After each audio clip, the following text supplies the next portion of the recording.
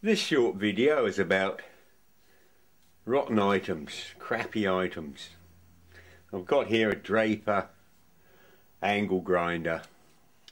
It's a very cheap one, and before anyone jumps up and says, oh well, what do you expect with cheap tools, and you know, I've got such and such and it's lasted so many years and blah blah. Well, I'll tell you what I expect. I expect them to be at least resemble being suitable for the job for which they're designed. I do appreciate that quality must suffer if you're building something to a price. I do appreciate corners are cut, but surely to God there's got to be some common sense. This little grinder is packed up, and no, I didn't buy it, but it's packed up and the switch is broken. And if I can zoom in here, or get close to the camera better still, you can see, with the aid of a pen, there's a little peg here which is broken off, and that is in there. And this horrible arrangement switch is not nice at all. There's another little peg at the top of this plastic piece, and that engages in a little slot there. It's a horrible rocky sort of movement which pivots on this piece of plastic, and you can see it's broken. This actual switch is sprung loaded. So whatever did the engineer or the draftsman, who, I mean, it had to be designed. Someone had to do drawings for this and come up with specifications of materials and cross-sectional areas and so forth. Yet they made something that's so small. If you're trying to give you an idea of size, that in comparison is a match. It's utterly ridiculous.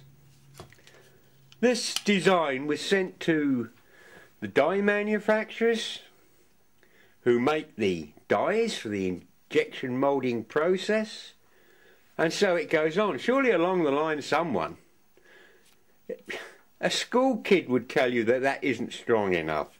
It's totally ridiculous. It really, really annoys me. You have to wonder if they fall down on such simple things like this. You know, what else have they fell down on? What about safety? Have they cut corners there too? Well, of course they must have. But switches seem to be a problem. I've got another cheap one. Yes, I know it's cheap. But again, the switch has gone, and here I've replaced it. I've hot melt glued in another switch. Switches seem to be a common problem with power tools, and you'd think they'd redress this.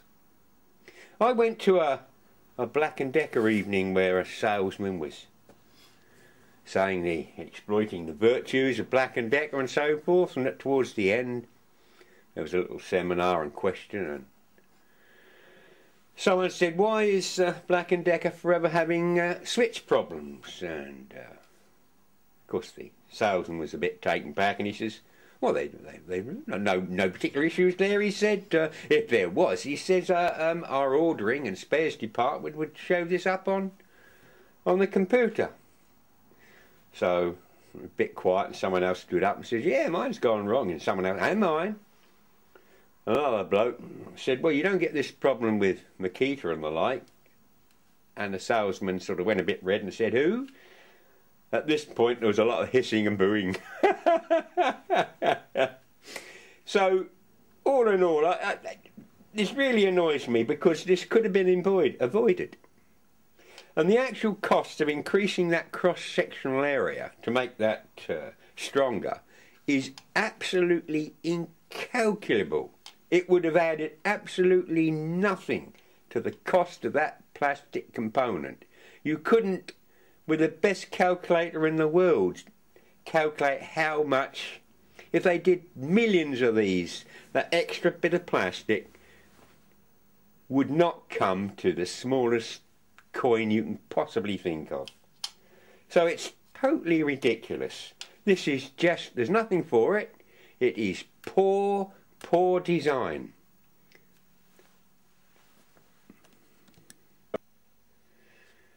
Okay then, well, while my moaning is in full swing, and having a moan about Black & Decker, I bought that thing. I must have been mental. Look, it stood up this time. It's a horrible thing. Poor, poor design. I must have been having a mental breakdown when I parted with good money for this thing. The light doesn't shine at the end of the drill. It doesn't stand up. It's these horrible lithium batteries that pack up in the middle of drilling. And it's just... Why, look at that. What's that for?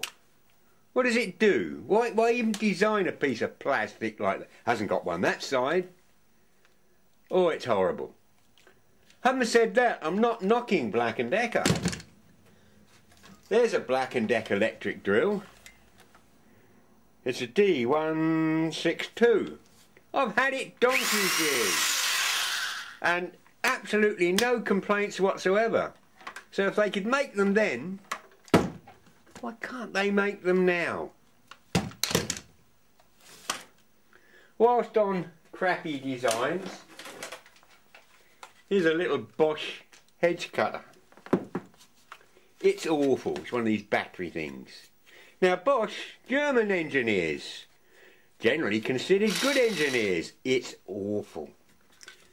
Who on earth designed this damn thing? In order to charge the batteries up which are in the handle, those little pins need to sit on there, because in there is your charger. That sits in there. But you have to charge it like that. What would it have taken to have a hole, a countersink hole, just there, so it could be put on the wall? Well, that's no good, because it won't stay in. It's absolutely awful. This was in a skip. Certainly wouldn't have bought it.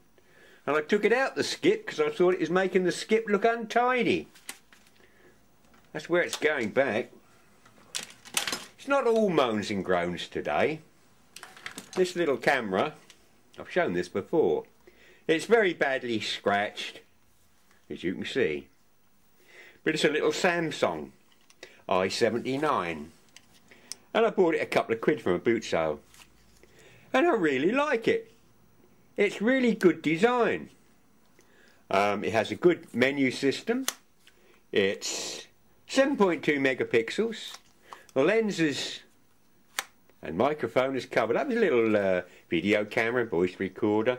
They're not expensive new, but that represents good design.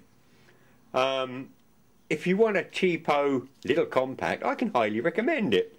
This, and I say I paid a couple of quid for it at the boot sale. So I can't complain, so I'm not moaning about the scratches. But it's ideal for chucking in the glove compartment, and if you ever need to quickly grab a camera that's got flash. And it's the software is rather good. I'm quite impressed. And it came with a charger. The charger's in there, and that can go in the computer for downloading the pictures on your computer, and it charges up at the same time. And the little plug that plugs into the socket here, where is it? Goes click. And it's absolutely first class. It won't come out because it's captive by those two little points there. You can see the action. That's very nicely done. And the tripod is in the middle, point of balance. And there's a little LED in here that lights up red when it wants charging and goes green when it's fully charged. And for 2 quid, I think it's a little cracker. Highly recommend one of those. So we'll finish off with a positive note, shall we? Ha ha!